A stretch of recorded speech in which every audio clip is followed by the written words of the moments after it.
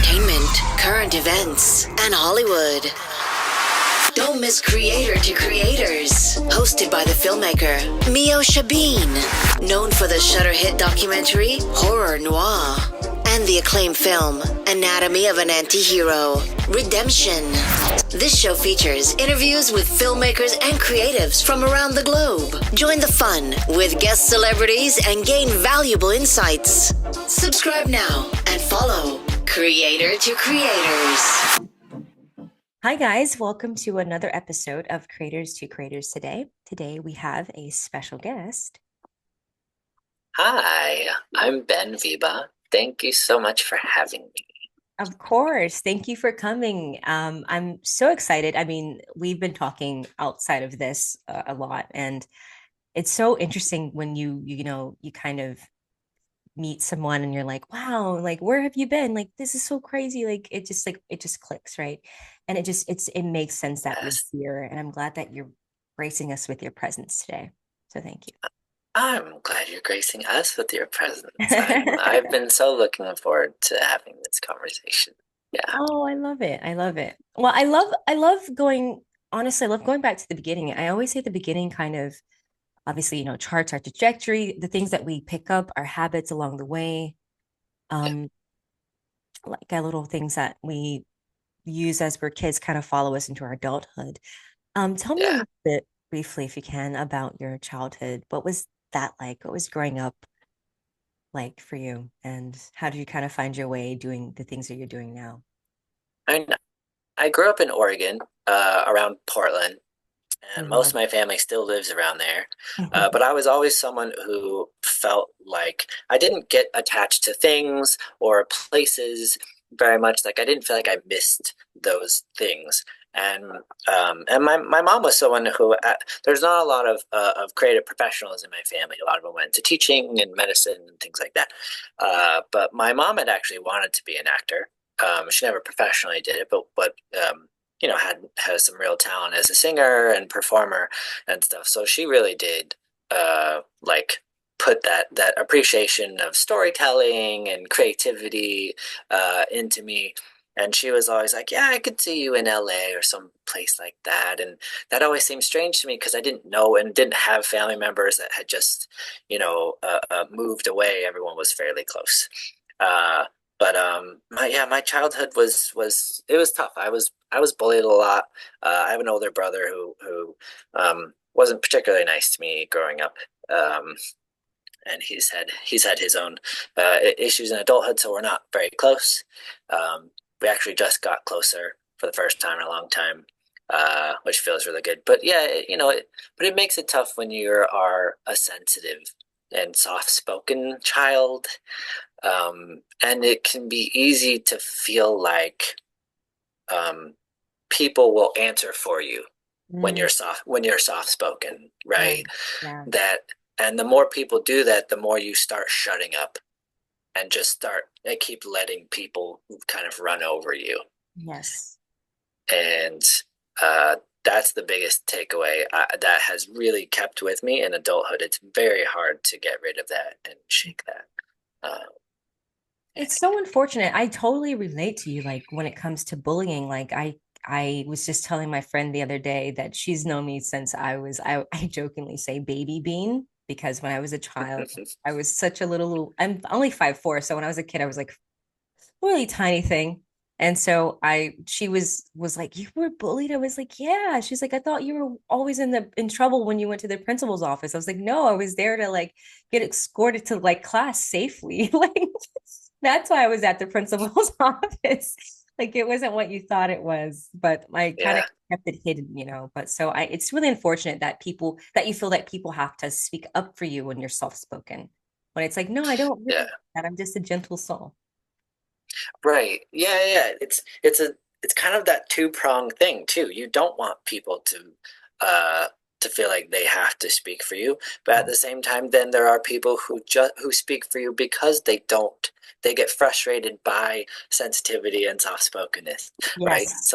So they'll just jump in, and then it can get easy for you to be like, well, other people are just gonna like kind of railroad over me. So, I'll just, I don't want to be hardened by that or become a more aggressive person when it's not your nature. Yeah. So it's tricky. It's tricky when that's not appreciated Yeah. necessarily as much. Yeah. Absolutely. I love Portland, and I think Portland has like the nicest people. I kid you not. I think the nicest people come from Portland. They're very laid back. I always describe it as there's a very kind of anti-establishment or anti-mainstream kind of vibe there. There's Yeah. not a lot of huge business people. The stickers all say "Keep Portland Weird." I even saw one in London. I was like, yes, that's awesome.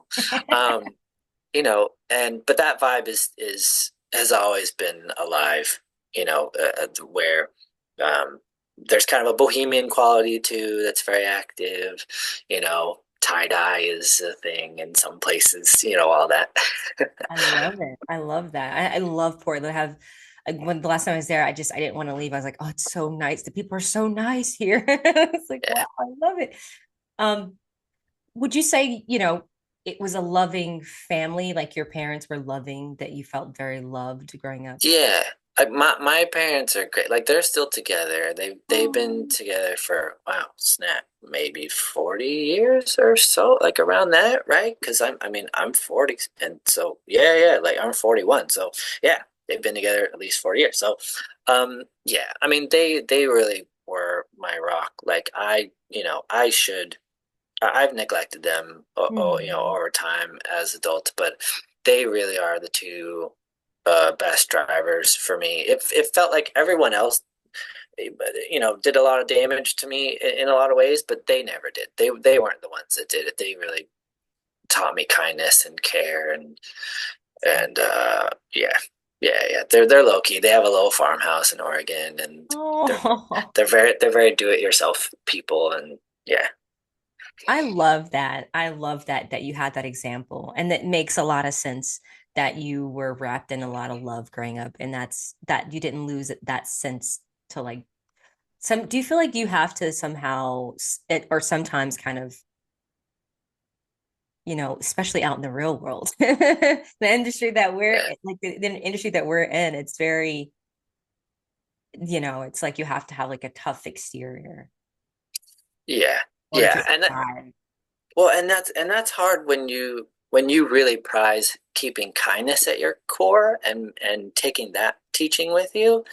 When yeah, in the real world, that's not necessarily prize. That's a lot of people consider that weakness, right? Yes. You can steamroll over kind people as well. And in entertainment too, I think maybe even more so because we're kind of packaged and sold that everybody wants to do this thing and we know it. I mean, a lot of people do, so there are people that line up and it's competitive and all that, um but it does make you feel like there is a ruthlessness that's always kind of permeates, Yes. and that's not necessarily a great conducive environment for kind and it's kind of calm people. Yeah. How do you stay calm and kind? What's some things that you implement in your life to stay on that? Like, Ah, I've it been through a lot and it's tough sometimes, you know? yeah, yeah. No, I know we both can connect to this very well. It took me well into my 30s actually to realize like it's daily work. Yeah. It's right, like even when things are going well, and when life is constantly a roller coaster, right? You have dry spells, and then you might have periods like everything feels great, but that never lasts forever, right? It's always kind of a pendulum swing. Uh, but before I realized that it really was daily work, I would never catch myself in the moments where I would start feeling down or I'd be on kind of a downward spiral of just emotions or not getting the outcomes you want Yeah. and doing things, just simple things like yoga and kind of going off the grid and going camping and things have always been helpful. But I think the biggest one, and having any kind of friend group, and I think it's easy to obsess of like I need lots of people. Then not like if you just have one or two people that you can have a conversation with and a deep dive and not have to be shy about sharing, that helps a lot. But I think it's the catching yourself like right when I have moments now where I'm like, God, like, like something's gnawing at you, and you vent those frustrations, or maybe you feel aggressive about someone who's you're not getting the responses you want. But I immediately try and catch that now and say, like, that's not really what I want. That's not really how I feel. It's just I'm not getting the outcomes I want. Yeah. And it helps to stop obsessing about outcomes. Yeah. Yeah, for sure. Yeah, it's interesting that that you said it's something very important. You said it's a daily practice. It's so true. Like if we can miss a day of like centering ourselves and completely you don't feel the same. Certain things Yeah. rub the wrong way, or someone says something to you, you're just like you blow up and you're like, well, I didn't mean to do that. I'm so sorry.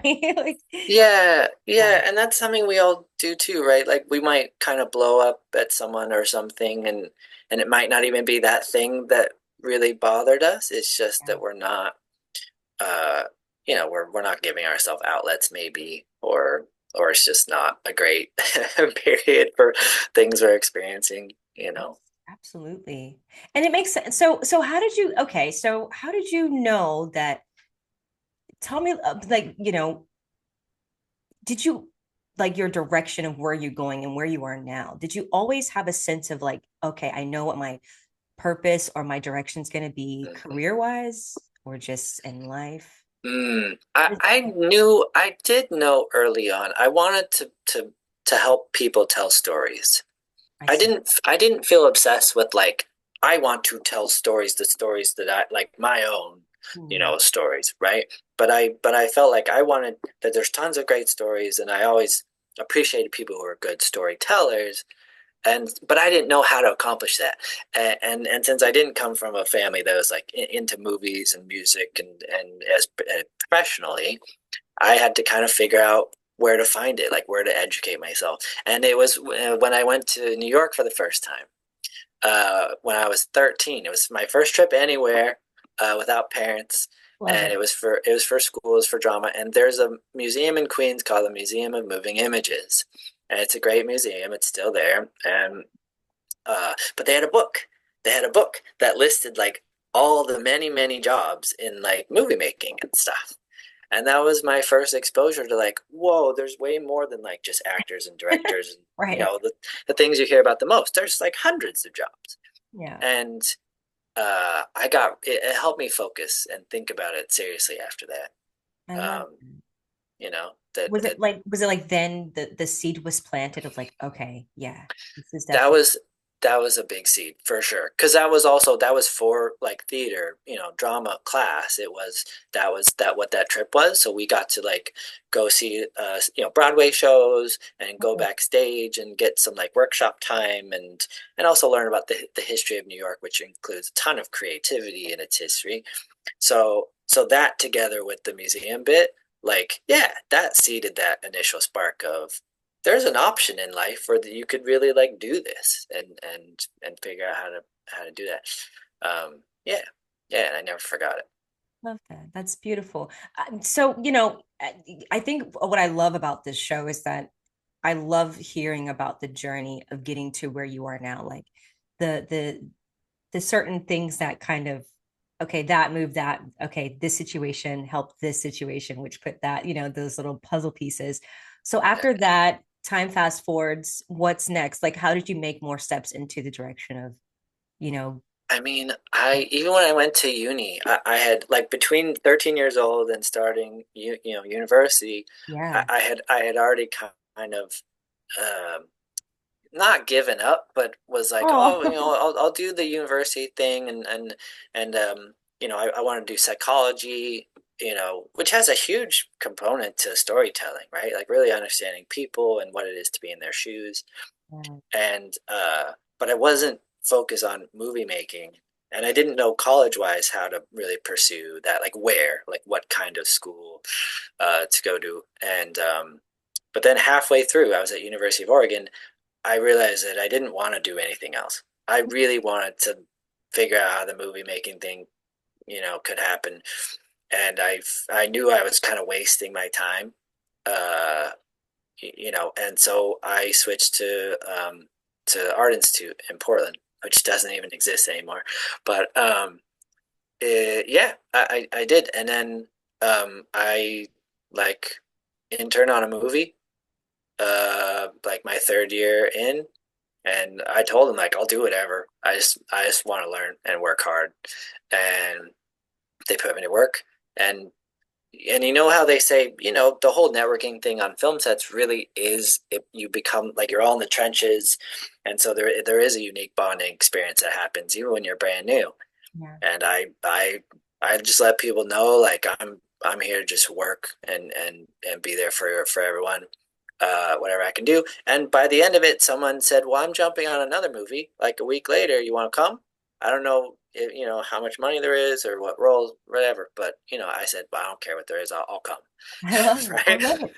And and I don't necessarily advocate for people doing the like work for free on your first one, For sure. but I mean, but sometimes it's your choice, and if that's the only choice available, I still say, well, if you can, you got to take any opportunity to get Yeah. started. But by like my third or fourth film, like it was ended up being like a Jennifer Aniston movie, and that Love it. was there. And there you go. I kind of was able to ride a wave, and from there, I like picked a date, and I was like, I'm gonna move to LA because people were encouraging me to. And I said, job or no job, I'm just picking a date on the calendar, and I did. And when that date came, I was like, all right. And I don't even think I had like a job really lined up. I was like, well, the date's coming, I'm doing it, I and I love did. it. I love it. And I really feel like that's something that I notice in this industry with a lot of people that are successful and doing the things are living the dream, quote unquote, I guess. Um, it's the going out and saying yes to the opportunity, even if it doesn't like you're not really sure what it all entails, but you're just like, sure, yes, you're just allowing things to come. Yeah. Well, because I mean, any trajectory, right? Like, I mean, entertainment can seem like it's this mysterious thing, and there is no one way to do it. Like, Yes. maybe there's for jobs like being a doctor, it can seem like there's one way to do it because you need the medical license and you need a medical degree, right? Like, it's a very linear path. But still, there's unknowns in everything, right? We don't know what the future holds, even once we do start a career, right? So Yeah, it's just leap of faith. It's leap of faith and all of it. absolutely. What would you say your job title is? I mean, because you do so many things. You So you have great conversations. You're I at love conversation. uh, I do too. And this is why we connect. This is where I'm like, yes, Hmm. more of that, please. Yes, yes, please. Um, I mean, my main current role is being an executive producer on projects, and then also being a social impact strategist. So I love working on climate or mental health related campaigns, and I'd done that for like Vice and Netflix and some UN division projects.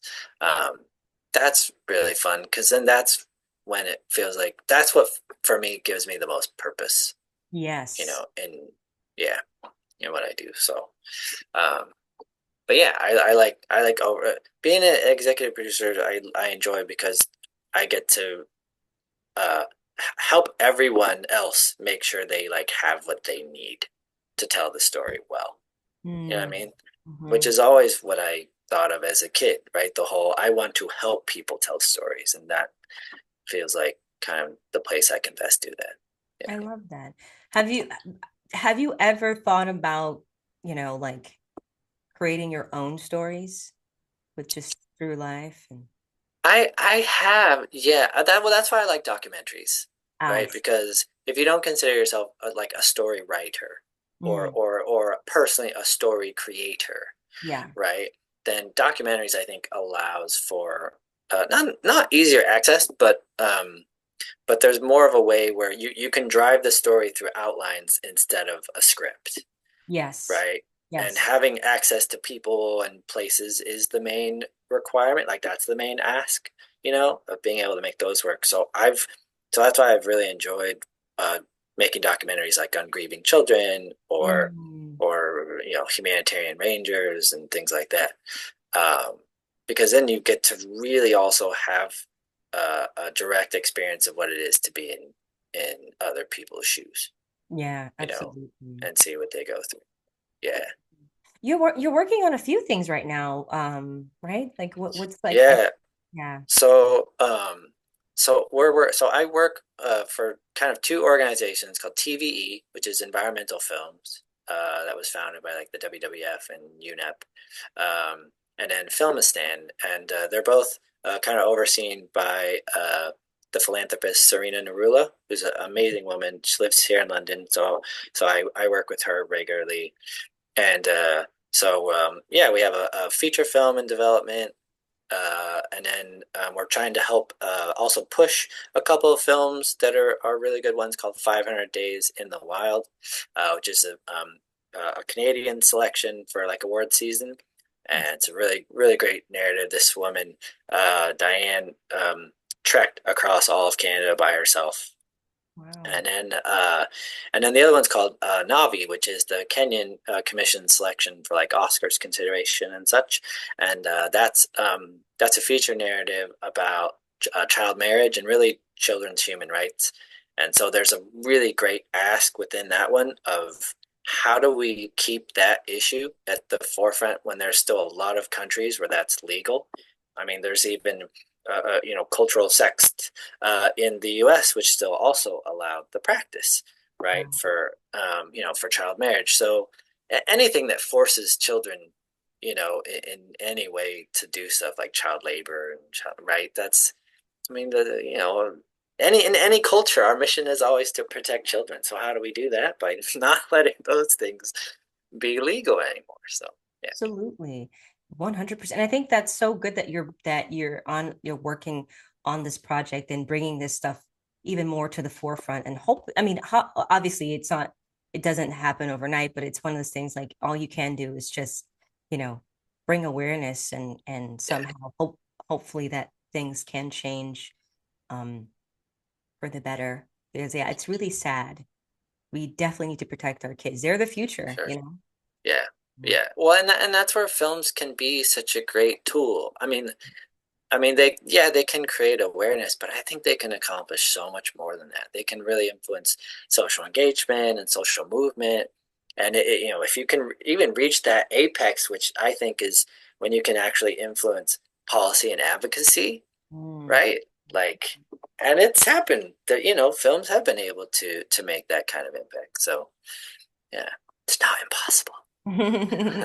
Thank you for doing the work and wanting to change that. Because I feel like, yeah, we have so many, yeah, the entertainment world, there's so many stories we could be telling, but Yeah, some stories that are very important that I think sometimes, yeah, it's great, you know, and to go to movies and be entertained, but you know, when you do hear about these kind of topics, you're like, oh my gosh, like you know, I have first world problems, you know, and then there's kids getting, you know, having to deal with this in other yeah. places. Very scary. It is. It is, and I mean, to your point, though, I think an important thing in our industry too is to also remind people who make and watch more lighthearted entertainment, right? That is just as necessary as hard hitting pieces, right? Like we need levity, we need entertainment, we need to be able to laugh and commiserate over those things. When giant cataclysmic events happen, what genre do you think shoots to the top of the ratings? Right. It's comedies, Yeah, like yeah, every time, yeah. right? So that's such a great sign. Like Ethan Hawke has a good descriptor. He says those are the moments where you can tell it's sustenance for people. It's not just this nice to have thing on the side. It's sustenance that we need, and I love that descriptor. Yeah, I do too. That's so true. How important is mental health? I noticed you said you're about climate change and mental health. Why is it important and how important it is to you? Because mental health covers everything that we do from the beginning. And it's easy for people to kind of conflate it with this conversation of, oh, diagnoses Mm, and clinical needs, right. right? And working with a doctor. But even my therapist, I had a great conversation with her, and she said, people obsess about needing a diagnosis too much, Very true. right?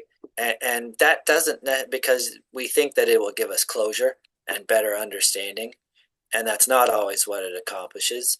And there's plenty of even when we have diagnosable conditions, Yeah. there are also many conditions that can be overcome, or people can be weaned off of medications and stuff if you start, improving in symptoms. So Very true. um, I think mental health just carries a lot of ground in terms of uh, the work, that daily work, and how we put ourselves in conducive environments, how we talk to ourselves and treat ourselves, right? The kind of people we let into our lives and let impact us.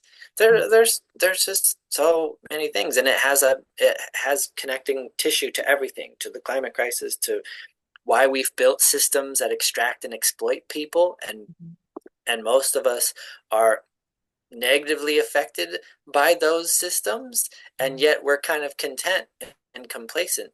And that also comes back to mental health. We're kind of just programmed to think, well, that's the way it is. Mhm. Fighting it's rarely going to make a dent into changing those systems. No one's willing to dismantle them, Yeah. you know. Yeah. So it has very less to do with like a doctor patient relationship and clinical needs, and it's just our outlook and how we treat ourselves, and how we treat each other. Absolutely. I think and I think what you said, the amen to therapy. Yes. Yes, yes. I'm such an advocate of that. Like, I feel like even in my growing up, like culturally, I was always, it was like, oh, we don't get therapy. I'm just like, why not? Like, as I got older, I'm like, oh, this is Yeah, actually really good for you, like to talk about yeah. problems. Well, it is, right, and there is so much stigma, especially in certain cultures too, that needing a therapist is akin to complaining, or it means there's something wrong with you. Yeah. And I love we could have a whole like hours long conversation on that idea of people telling themselves and each other, oh, there must be something wrong with you. Yeah. Because that's one of the most destructive things we can do to each other and ourselves, when just because we might be dealing with something, even if it's a diagnosable something, it Yeah. doesn't mean we're broken. It doesn't mean there's something wrong with us. We all have baggage of some kind, or we all interpret things different way, Yeah. you know? Very I true. mean, yeah. So, um, but if we're coming from a place of there's something wrong with you, that means we're not starting at a balanced place. We're starting in the pit, Yeah. you know? So true. So true. Um, what what keeps you motivated? I I've changed my perspective Okay. on, I think, the basis for where we all start as human beings, right? A lot of people, like most of us, like to talk about, oh, human beings are inherently good, right? No one likes to be called, anything negative in terms of their being, right? Oh, I'm a good person. Even after you've caught someone hand in the cookie jar doing something terrible, but I'm a good person, I swear. How many times have we all heard that happen? Like that scenario present itself, Yeah. because we hate it, like more than anything, being accused of being something other than good.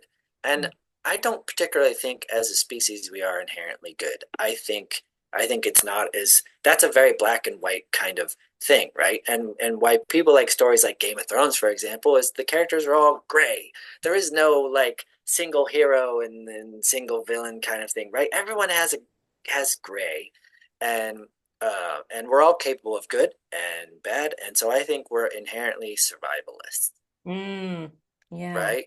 That's not less about good or bad. When Mhm. push comes to shove, most of us will find ways to defend ourselves and protect ourselves, right? Even at the expense of other people, Very true. and that's not always a hero villain kind of story. Right. But it took me a long time to really start kind of having that outlook, and I think it helped me with my expectations a Mm, lot. yeah, no, that's good. Very interesting. I like that perspective. Yeah. Wow. Okay. It's so crazy how 30 minutes goes by so fast. Um, No. I know. You gotta come back. You gotta come back. Um, what what's one of like the key advices that it could be someone's told you, or something that sticks with you. Like you think about it and it just like kind of puts everything into perspective. It could be a quote or anything. Viola Davis had a really good quote. She did an interview I've watched several times where she said, and I think she said it also took her quite a while to realize this, but that you are the love of your life, of your own life, right? That um, not only is it, really crucial for us to give ourselves love um, and do that work and know that we're acknowledged that we are worth it to give ourselves, to put in the work in ourselves, but also that no one can do that for you, not your partner, not your parents, right? Like no one's gonna fight harder for you than yourself to do those things. And other people, even the most important people in your lives, will also necessarily be there all the time either, right? But you always will be with yourself. And it's also not fair to put that on anyone else, right? Even your partner. It's Yeah. not fair to put that level of expectations that your happiness and your functionality is entirely dependent on another person being that for you, right? Like, so that I let people's responses to me disappoint me to a huge amount, and it still does, right? People we really want to love us back and things, that it hurts, like no matter how old we are, and I get very emotional thinking about that. But once I realized, that the kind of you are the love of your life thing really makes sense, and it's a really healthy thing. It changed my life. I love that. That's such a great reminder. You are the love of your life. I love that. Absolutely. Where can people find you on social media to find out all that you're doing? So I mean, I'm on LinkedIn. It's my name, Benn Wiebe. I'm on Instagram, Ben UPM. Those are the best places. You can find, like, you can look up my stuff on IMDb or uh, but yeah, I'm sociable. I'm pretty easy to find. I love it. I love it. Thank you so much for coming on. You have to come back anytime. Thank you. Oh, I love getting kind of very introspective with you. Same, same. And thank you all for listening. And always remember to live, love, laugh. We'll see you guys next time. Bye bye.